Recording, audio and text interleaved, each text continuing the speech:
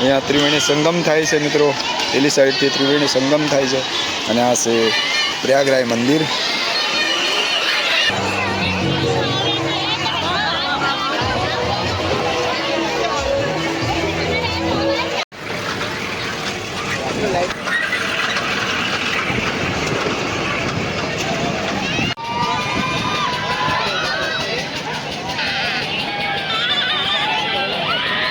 તો ભાદરવી અમાસ તો મિત્રો ગુપ્ત પ્રયાગરાજ જે તીર્થધામ છે તેની અંદર ખૂબ મોટી સંખ્યામાં ભાવિ ભક્તો આવે છે. જે ગીર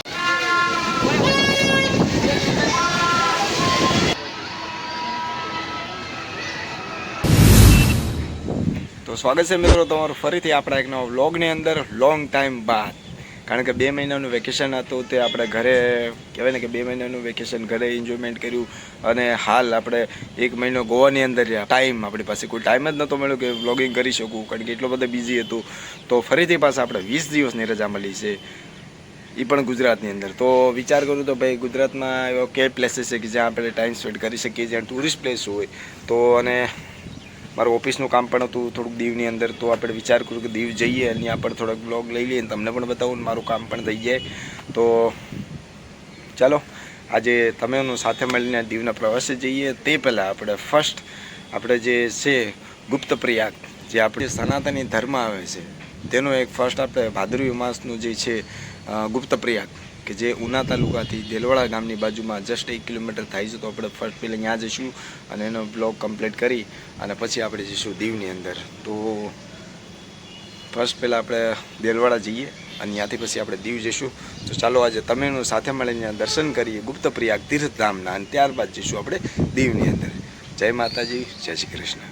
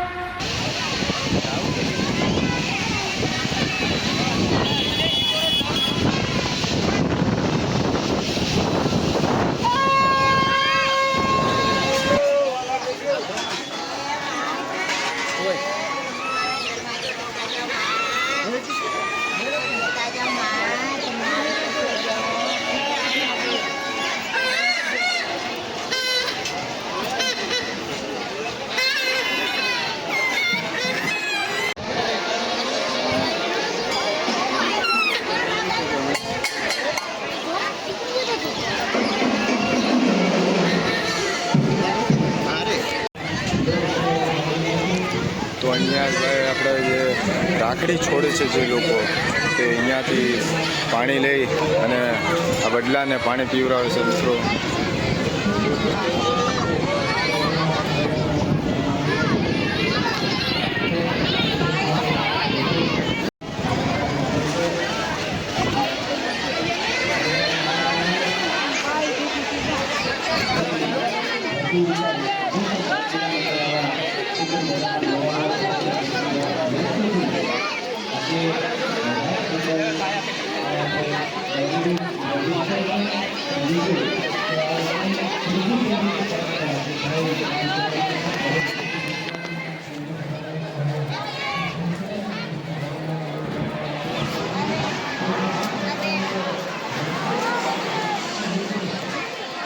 હવે પહેલાંના જે વીર લોકો હતા જેણે આ જગ્યાને જે બલિદાન આપ્યું છે તેને સ્મારક અહીં રાખવામાં આવી છે.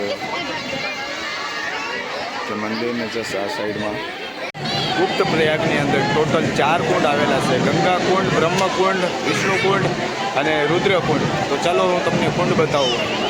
પેલું બ્રહ્મકુંડ છે, બીજો વિષ્ણુકુંડ, ત્રીજો રુદ્રકુંડ અને ગંગા કુંડ આપણે જોવાના છે મિત્રો. તો આ ટાઈપના કુંડ છે અહીંયા.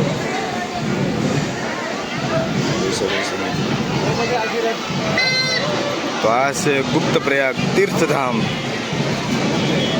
ગંગા કુંડ જે કહે છે તો આપણે ગંગા કુંડની તરફ જઈએ અને તમને પણ બતાવું.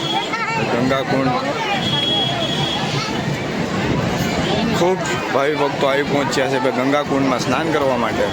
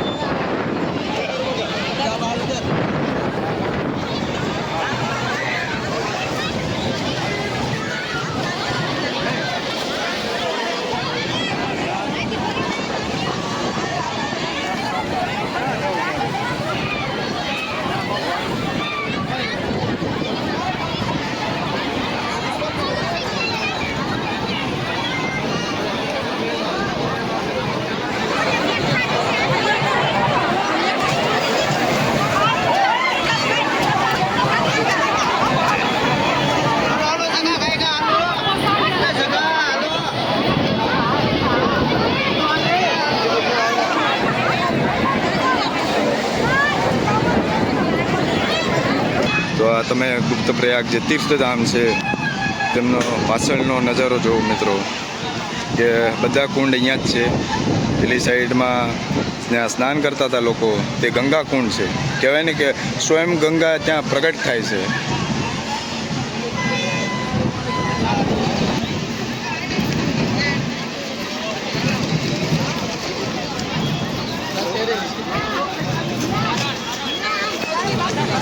પેલી સાઈડ જે તમે જોઈ રહ્યા છો તે છે વૃદ્ધાશ્રમ, કે આ વૃદ્ધાશ્રમ છે મિત્રો. અહીંયા પોલીસનો સ્ટાફ પણ તૈનાત છે, ખૂબ સરસ. અને આ ગુપ્ત પ્રયાગનો પાછળનો ભાગ છે મિત્રો. ખૂબ સરસ મજાનું મંદિર આવેલું છે અહીંયા તીર્થધામમાં.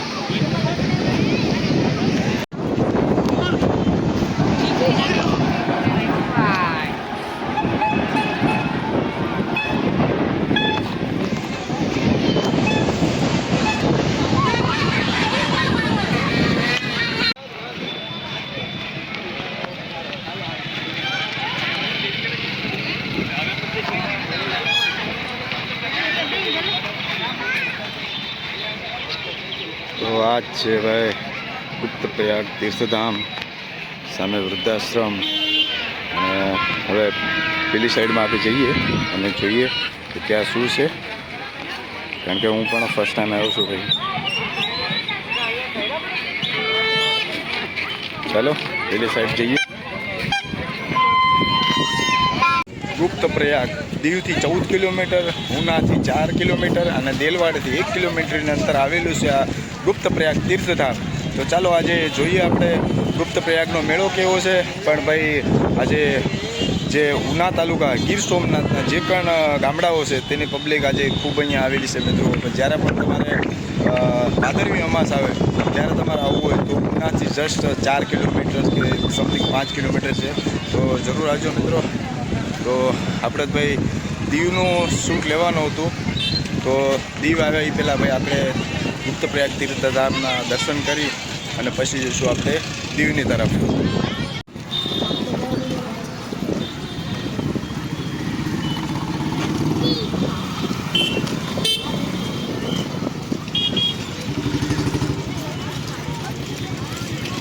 તો મિત્રો અહીંયા સવારમાં નાસ્તો પણ આપે છે ભાઈ ભક્તોને. ખૂબ સરસ કાર્ય છે ભાઈ ગુપ્ત પ્રયાગવાળાનું.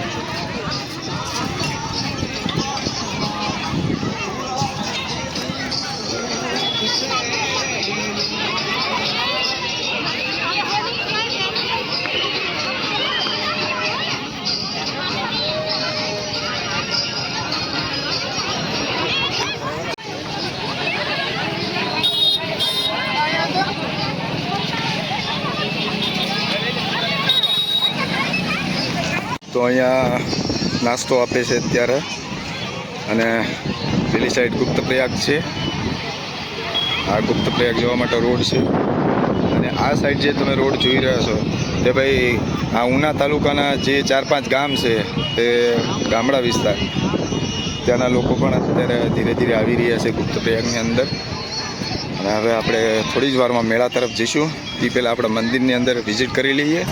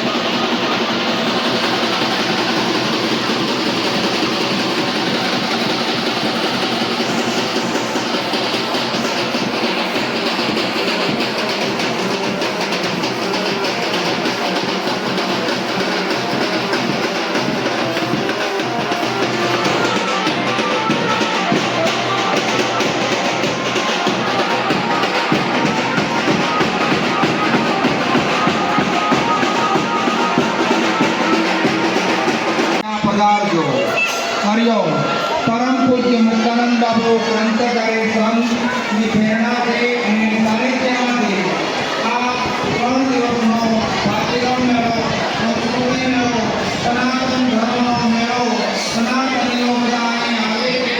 આ મેળો વિશેષ રીતે ઉજવવામાં આવે, વિશેષ રીતે એના માટે પૂજ્ય બાપુ ખૂબ પ્રયત્ન કરી રહ્યા છે. મેળાની અંદર અને જે પ્યારી છે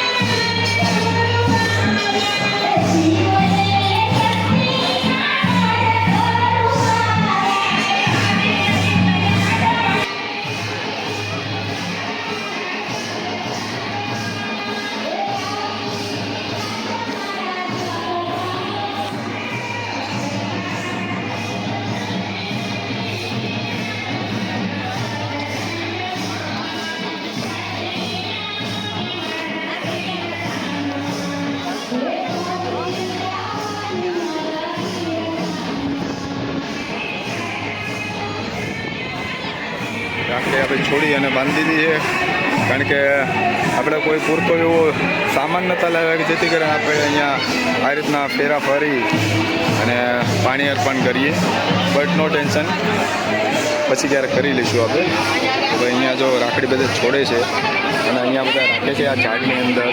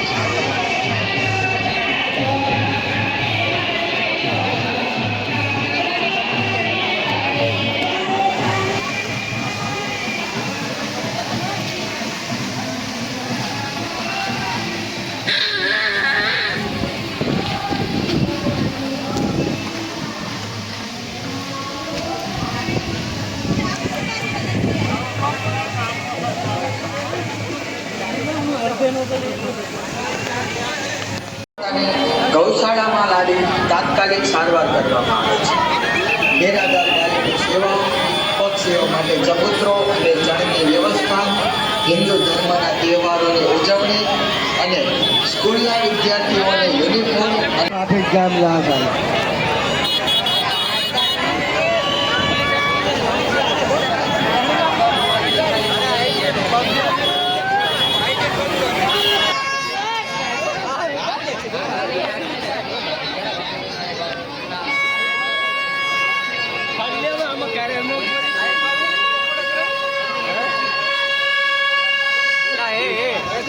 ગારો ખૂબ છે તો આપણે ભાઈ ટ્રાય કરીએ જસ્ટ અંદર જવાની, કારણ કે ગારો ખૂબ છે. વરસાદ હતો 2 દિવસ પહેલાં, ટ્રાય કરીશું આપણે.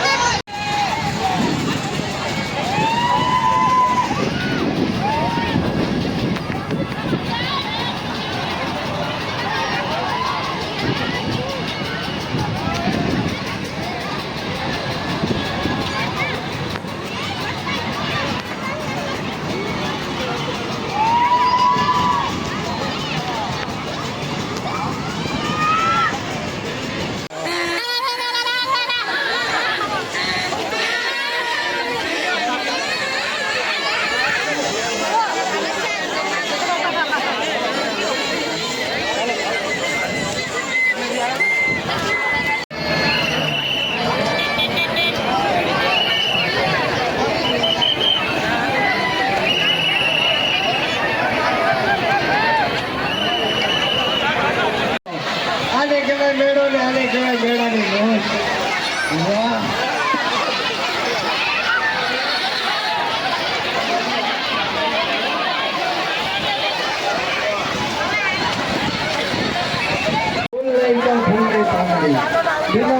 તો અહીંયા ભાઈ ગુપ્ત પ્રયાગમાં શમશાન પણ છે, તીર્થધામની અંદર.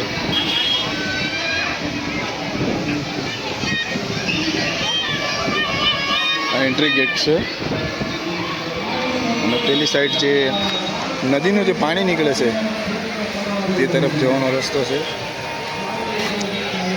તો મિત્રો આજ છે પ્રયાગરાજનો ઇતિહાસ. કહેવાય છે કે શ્રી કૃષ્ણ ભગવાન કે જે અહીંયા બાલીનો અવતાર કરી અને અહીંયા ગુપ્ત થઈ ગયા હતા, એ જે મારી પાછળ તમે જે જોઈ રહ્યા છો તે જગ્યા પર શ્રી કૃષ્ણ અહીંયા ગુપ્ત થઈ ગયા હતા. તે જ કારણે આ જગ્યાનું નામ ગુપ્ત પ્રયાગ રાખવામાં આવ્યું હતું.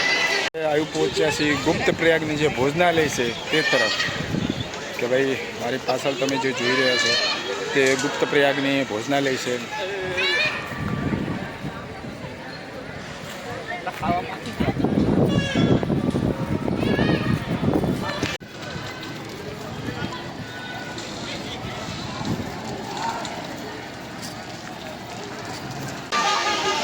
હવેલીમાં તો અત્યારે બંધ છે. ઓકે, ટાઈમ મળશે તો એક દિવસ આવશું. ઇતિહાસ આનો શું છે જાણવા માટે. આનો ઇતિહાસ તો ખૂબ રહસ્ય છે ભાઈ. અત્યારે તો હાલ હવેલી બંધ કરવામાં આવી છે ગુપ્ત પ્રયાગની.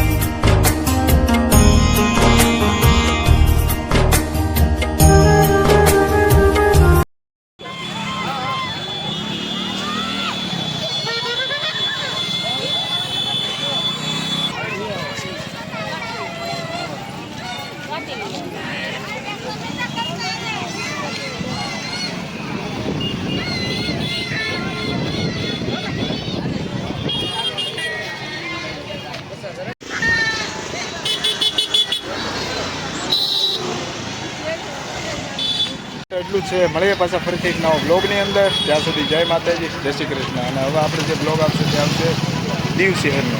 તો ચાલો હવે આપણે રેસ્ટ કરી અને ફરી પાછા જઈશું દીવની અંદર. ત્યાં સુધી વિડીયોમાં જોતા રહેજો અને સબસ્ક્રાઈબ કરો તો ભૂલતા નહીં. તો સબસ્ક્રાઈબ કરી લેજો. જય માતાજી.